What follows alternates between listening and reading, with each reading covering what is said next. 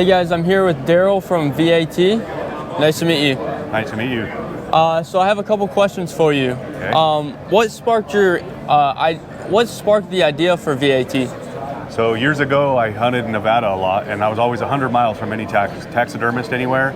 Yep. So we created Velvelock out of necessity, essentially, because we didn't have a way to cure velvet. And being 100 miles from a taxidermist, by the time you got it to them, it would be rotten. Huh. So just playing with some different formulas over the years, we figured out what kind of works and spray on, and it kind of morphed into what it is today. That's awesome. What kind of products do you guys carry? So we have the Velvelock, obviously, that's for velvet. We have a one's called Hide Lock. That one takes care of your hide essentially from the field to the taxidermy or to the tannery.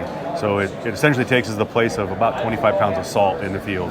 So it's a application, just put it on there, you can roll your hides up and keep them and store them until they get back to the taxidermist. We have a mount cleaner that cleans mounts and keeps bugs out of the mounts. So you just spray on as well, brush it in, and it cleans and refreshes all your mounts. Then we have a stain remover. It's called Stain Scrub, and it's just for removing blood out of backpacks, out of hides.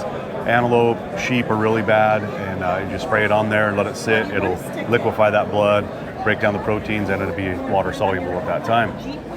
And then we also have our Bone Bright kit, which is just a taxidermy mount for doing European mounts. Okay. So it's a degreaser and a whitener that comes in the kit, and it just spray on as well. Spray on the degreaser, spray on the whitener after you're done with your boiling and cleaning the meat off of the skull. Huh. And then a fan lock is our newest. We just launched that one in January. It's just for, you spray it on a turkey fan, it'll kill all the turkey mites in there, it'll keep bugs out of them, and it cures the meat portion of the turkey fan, so it'll stay forever. Huh. No more borax and salt and stink and smell that all our wives don't like. Yeah. So with the turkey fan, how long does it take to cure? So I'm going to pick this up and show, just so everybody can see it. But this fan, we kind of left it with quite a bit of meat on it, and we sprayed the whole fan the first day, and saturated this the first day, and then sprayed this once a day for 5 days, and it cured it just like that in 5 days. That's awesome. And then the Bone Bright, can you use that? So you use it after you're done boiling and stuff like that? Yes, yeah, you boil it, clean off all the meat, however you do that. A lot of people use a pressure washer and pressure wash all the meat off of it.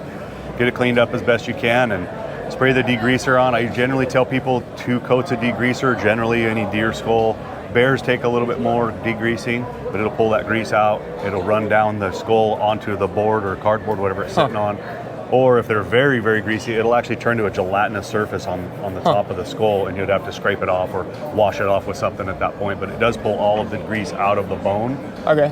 Then we tell people, so the way we created this is you can make it as white as you want or as yellow as you want. Because some people like them just a little bit yellow, but they still like them nice and shiny and bright white. Yeah. So you spray it once a day until the stuff is gone, or you have achieved the brightness that you want.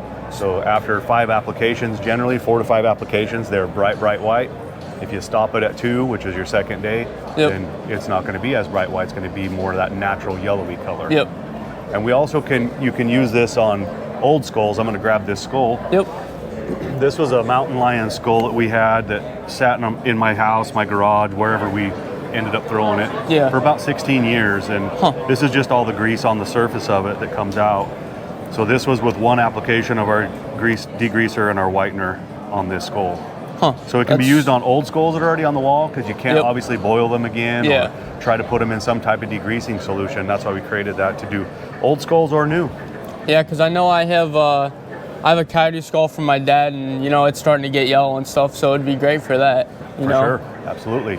Yep. So it was great meeting you. Great meeting you. Yep. Thank you for the time. Yep, you're welcome.